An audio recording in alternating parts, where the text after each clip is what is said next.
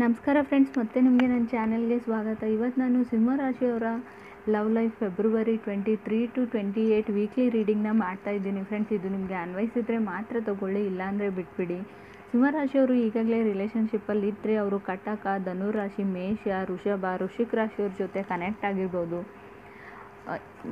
Friends, ನೀವು singles ಇದ್ದರೆ ಅವ್ರು ಯಾವುದೇ ರಾಶಿಯವ್ರು ಕೂಡ ನಿಮ್ಮ ಲೈಫಲ್ಲಿ ಬರ್ಬೋದು, ಅಥವಾ ನೀವು ರೀಸೆಂಟಾಗಿ ಕಮಿಟ್ ಆಗಿದ್ದರೂ ಕೂಡ ಅವರು ಯಾವುದೇ ರಾಶಿಯವ್ರು ಕೂಡ ಆಗಿರ್ಬೋದು. ಸಿಂಹರಾಶಿಯವ್ರಿಗೆ ನಾನು ಕಾರ್ಡ್ಸ್ನ ಶಫಲ್ ಮಾಡಿದಾಗ ನನಗೆ ಗೊತ್ತು ನೆಕ್ಸ್ಟ್ ರೀಡಿಂಗ್ ನಾನು ಮುಂಚೆ ಮಾಡಿರೋ ರೀಡಿಂಗ್ನಲ್ಲಿ ಸ್ವಲ್ಪ ನೆಗೆಟಿವ್ ಹೇಳಿದೆ, ತುಂಬ ನೆಗೆಟಿವ್ ಕಾರ್ಡ್ ಬಂದಿದೆ ಅಂತ ಹೇಳಿ.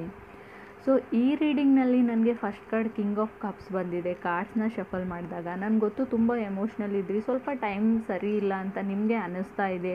ಯಾಕೋ ಏನು ಮಾಡಿದ್ರು, ಯಾವುದೇ ಕೆಲಸ ಮಾಡಿದರೂ ಸರಿ ಹೋಗ್ತಾ ಇಲ್ಲ ಅಂತ ನಿಮಗೆ ಅನಿಸಿರ್ಬೋದು. ಇತ್ತೀಚಿನ ದಿನಗಳಲ್ಲಿ ಕೆಲವರು ತುಂಬ ಟಯರ್ಡ್ ಆಗಿದ್ದೀರಾ, ಬೋರ್ ಆಗಿದ್ದೀರಾ, ತುಂಬ ರಶ್ಶಲ್ಲಿದ್ದೀರಾ, ಎಮೋಷ್ನಲ್ ರೀಬರ್ತ್ ಅಂತ ಹೇಳ್ತೀನಿ. ಕೆಲವ್ರಿಗೆ ಡಿವೈನ್ ಕನೆಕ್ಷನ್ ಇದೆ, ಎಷ್ಟೇ ಕಿತ್ತಾಡಿದ್ರು, ಎಷ್ಟೇ ಚೀಟ್ ಮಾಡಿದರು, ಎಷ್ಟೇ ಸುಳ್ಳು ಹೇಳಿದರು, ಮತ್ತೆ ಲೈಫ್ ಸೈಕಲ್ ಅವ್ರ ಮುಂದೆನೇ ನಿಮ್ಮನ್ನು ತಂದು ನಿಲ್ಲೋ ಹಾಗೆ ಮಾಡುತ್ತೆ. ಮೇ ಬಿ ನೀವು ಅವ್ರ ಮುಂದೆ ಹೋಗಿ ನಿಲ್ತಿರೋ, ಅಥವಾ ನೀವು ಕನೆಕ್ಟ್ ಆಗಿರೋ ಪರ್ಸನ್ ಮತ್ತೆ ಸೈಕಲ್ ಥರ ಎಲ್ಲಿಗೆ ಹೋದರೂ ನಿಮ್ಮ ಹತ್ರನೇ ಬರಬೇಕು ಅನ್ನೋ ಥರ ಎನರ್ಜಿ ಇದೆ. ಇದು ಕಿಂಗ್ ಆಫ್ ಕಪ್ಸ್ ಕೂಡ ಮೇ ಬಿ ನೀವು ತುಂಬ ರಶ್ಯಲ್ಲಿದ್ದೀರಾ, ಗಡಿಬಿಡಿಯಲ್ಲಿದ್ದೀರಾ, ಸಮಥಿಂಗ್ ಏನು ಅಂತ ಅನಿಸುತ್ತೆ. ಕೆಲವರಿಗೆ ತುಂಬ ಗುಡ್ ಮೂಮೆಂಟ್ ಇದೆ. ಇದು ಕಿಂಗ್ ಆಫ್ ಕಪ್ಸ್. ನಾನು ಹೇಳ್ತೀನಿ, ಸಣ್ಣ ಪುಟ್ಟ ವಿಚಾರದಲ್ಲಿ ಸಂತೋಷನ ಹುಡ್ಕೋಕ್ಕೆ ಟ್ರೈ ಮಾಡಬೇಕು. ಏನೋ ಒಂದು ಬಿಗ್ ಮೂಮೆಂಟ್ ಬರುತ್ತೆ, ನಾವು ಸೆಲೆಬ್ರಿಟಿ ಆಗ್ತೀವಿ, ಅವಾರ್ಡ್ ತೊಗೊಳ್ತೀವಿ, ಅಥವಾ ನಾನು ಅದನ್ನು ಮಾಡಿಬಿಡ್ತೀನಿ. ಇದು ಲೈಫ್ ಆ ಥರ ಇರೋಲ್ಲ ಫ್ರೆಂಡ್ಸ್. ಚಿಕ್ಕ ಪುಟ್ಟ ವಿಚಾರಗಳಲ್ಲಿ ನಾವು ಖುಷಿನ ಹುಡುಕಬೇಕು. ಸೊ ಲೈಫಲ್ಲಿ ಬರೋ ಫ್ಲೋನ, ಲೈಫಲ್ಲಿ ಬರೋ ಅಡ್ವೆಂಚರಸ್ನ, ಕಷ್ಟಗಳನ್ನ ಹೇಗೆ ಬರುತ್ತೆ ಹಾಗೆ ತೊಗೊಳ್ಳಿ, ಗಟ್ಟಿಯಾಗಿ ನಿಂತ್ಕೊಳ್ಳಿ ಅಂತ ನಾನು ಹೇಳ್ತೀನಿ. ಸ್ಟ್ಯಾಂಡ್ ಗ್ರೌಂಡ್ ಅಂತ ಹೇಳ್ತೀನಿ ನಾನು. ಬಿರುಗಾಳಿ ಬಂದರೂ ಅಲ್ಗಾಳ್ಬಾರ್ದು, ಏನೇ ಬರಲಿ ಸೊ ಫೇಸ್ ಮಾಡ್ತೀನಿ ಅನ್ನೋ ಗಟ್ಟಿ ಧೈರ್ಯ ಇರಬೇಕು ಅಂತ ಕಾರ್ಡ್ಸ್ ಕೂಡ ಅದನ್ನೇ ಹೇಳ್ತಾ ಇದ್ದಾನೆ. ತುಂಬ ಎಮೋಷ್ನಲಿ ಡ್ರೈನಡ್ ಆಗಿದ್ದೀರಾ, ಮೇ ಬಿ ನೀವು ಗಡಿಬಿಡಿ ಮಾಡೋ ಅಂಥ ಸಂದರ್ಭ ಇಲ್ಲದೇ ಇದ್ದರೂ ಕೂಡ ತುಂಬ ರಶ್ಯಲ್ಲಿ ಗಡಿಬಿಡಿ ಮಾಡ್ತಾ ಇದ್ದೀರಾ. ಯಾವುದೋ ಒಂದು ಕೆಲಸಕ್ಕೆ ನಿಧಾನವಾಗಿ ಯೋಚನೆ ಮಾಡಿ ಅಂತ ಕಾರ್ಡ್ ಹೇಳ್ತಾ ಇದೆ. ಸೆಕೆಂಡ್ ಕಾರ್ಡ್ ನನಗೆ 9 ಆಫ್ ಕಪ್ಸ್ ಬಂದಿದೆ. ಮೇ ಬಿ ಫ್ಲರ್ಟಿಂಗ್ ಎನರ್ಜಿ ತೋರಿಸ್ತಾ ಇದೆ. ಸಿಂಹರಾಶಿಯವರು ನೀವು ಯಾರ್ದೋ ಜೊತೆ ಯಾವಾಗಲೂ ಫ್ಲರ್ಟ್ ಮಾಡ್ತಾ ಇದ್ದೀರೋ, ಅಥವಾ ಅದರ್ ಪರ್ಸನ್ ನಿಮ್ಮ ಜೊತೆ ಫ್ಲರ್ಟ್ ಮಾಡ್ತಾ ಇದ್ದಾರೋ. ಸೊ ಮೈಂಡ್ ಗೇಮ್ಸ್ ಹೇಳ್ತಾ ಇದ್ದೀನಿ. ಸೊ ಇಲ್ಲಿ ಯಾವುದೇ ಥರದ ಲವ್ ಇಲ್ಲ, ಏನೂ ಇಲ್ಲ, ಚೀಟ್ ಮಾಡಬೇಕು ಅಂತಲೇ ಈ ಥರ ಚೀಟಿಂಗ್ ಎನರ್ಜಿ ಇದೆ. ಮೇ ಬಿ ಇಬ್ಬರಲ್ಲೊಬ್ಬರು ಸೀರಿಯಸ್ ಆಗಿದ್ದೀರಾ ಫ್ರೆಂಡ್ಸ್. ಇನ್ನೋಸೆನ್ಸ್ ಇದ್ದವ್ರಿಗೆ ಸೊ ನೀವು ಫ್ಲರ್ಟ್ ಮಾಡಿ ಸೊ ಅವ್ರ ಮನಸ್ಸಿಗೆ ನೋವನ್ನ, ಹರ್ಟ್ನ ಮಾಡಿದರೆ ಖಂಡಿತ ಅವ್ರ ಶಾಪ ತಟ್ಟುತ್ತೆ. ಸೊ ಖಂಡಿತವಾಗ್ಲೂ ನೀವು ಮಾಡ್ತಿದ್ರೆ ಖಂಡಿತ ಮಾಡಬೇಡಿ ಈ ಥರ, ಅಥವಾ ಅದರ್ ಪರ್ಸನ್ ಮಾಡ್ತಿದ್ರು ಕೂಡ ಸ್ವಲ್ಪ ನೀವು ಹುಷಾರಾಗಿರಿ ಅಂತ ನಾನು ಹೇಳ್ತೀನಿ. ಸ್ವಲ್ಪ ಹಾರ್ಡ್ ಟೈಮ್ ಇದೆ ಇನ್ನೂ, ಖಂಡಿತವಾಗ್ಲೂ. ಸೊ ಒಳ್ಳೆಯದಾಗುತ್ತೆ, ಸಡನ್ಲಿ ಆಗಿಬಿಡುತ್ತೆ ಅಂತ ನಾನು ಹೇಳಲ್ಲ. ಏನೋ ಕೆಟ್ಟದಾಗ್ಬಿಡುತ್ತೆ ಅನ್ನೋದು ಕೂಡ ಸುಳ್ಳು. ಖಂಡಿತವಾಗ್ಲೂ ಅಂಥ ಕೆಟ್ಟದ್ದೇನೂ ಆಗೋದಿಲ್ಲ. ಥರ್ಡ್ ಕಾರ್ಡ್ ನನಗೆ 4 ಆಫ್ ಕಪ್ಸ್ ಬಂದಿದೆ. ನಿಮಗೆ ಅವ್ರು ಬೇಕೇ ಬೇಕು, ಎಕ್ಸ್ಪೆಕ್ಟ್ ಆಗಲೇಬೇಕು ನಿಮಗೆ ಅಂತ ಇದೆ ಖಂಡಿತವಾಗ್ಲೂ.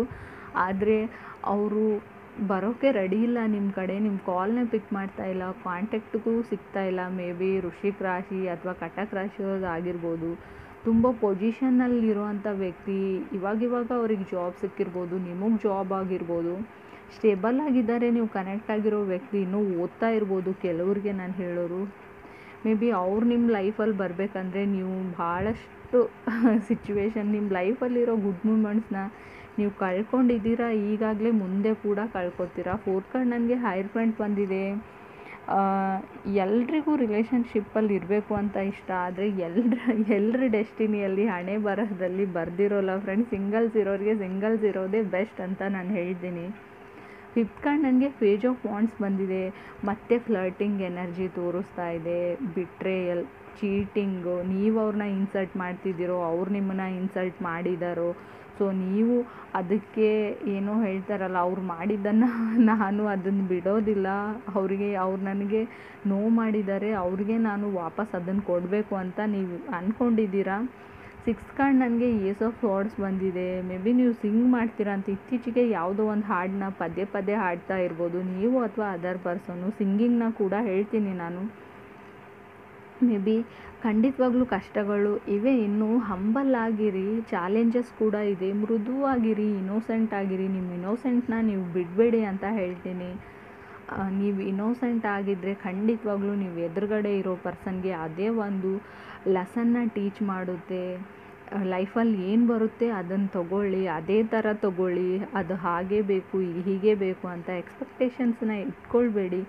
ಏನೇ ಬಂದರೂ ತೊಗೊಳ್ತೀನಿ ಅನ್ನೋ ಧೈರ್ಯ ಇರಿ. ನಿಮ್ಮ ಎಮೋಷನ್ಸ್ನ ಕಂಟ್ರೋಲಲ್ಲಿ ಇಟ್ಕೊಳ್ಳಿ ಅಂತ ನಾನು ಹೇಳ್ತೀನಿ. ಸ್ವಲ್ಪ ಕ್ರಯಬಲ್ ಮೂಮೆಂಟ್ ಇದೆ, ನಾನು ಇಲ್ಲ ಅಂತ ಹೇಳಲ್ಲ. ಸ್ವಲ್ಪ ಎಮೋಷ್ನಲ್ ಆಗ್ತೀರಾ. ಸೊ ಕಂಟ್ರೋಲಲ್ಲಿ ಇರಿ ನೀವು. ಖಂಡಿತವಾಗ್ಲೂ ಮುಂದೆ ಕಾರ್ಡ್ಸ್ ಖಂಡಿತ ಪಾಸಿಟಿವ್ ಬರುತ್ತೆ. First card king of cups ಬಂದಿದೆ, ಪೇಜ್ ಆಫ್ ವಾಂಡ್ಸ್ ಬಂದಿರೋದ್ರಿಂದ ಖಂಡಿತ ಪೇಜಸ್ ನಾನು ಯಾವಾಗಲೂ ಹೇಳೋ ಹಾಗೆ ಗುಡ್ ನ್ಯೂಸ್ನ ರೀಪ್ರೆಸೆಂಟ್ ಮಾಡುತ್ತೆ. ಯಾವುದೋ ಒಂದು ಗುಡ್ ನ್ಯೂಸ್ ನಿಮಗೆ ಬಂದೇ ಬರುತ್ತೆ. ಸೊ ನನ್ನ ವಿಡಿಯೋ ಇಷ್ಟ ಆಗಿದೆ, ಸಬ್ಸ್ಕ್ರೈಬ್ ಮಾಡಿ, ಲೈಕ್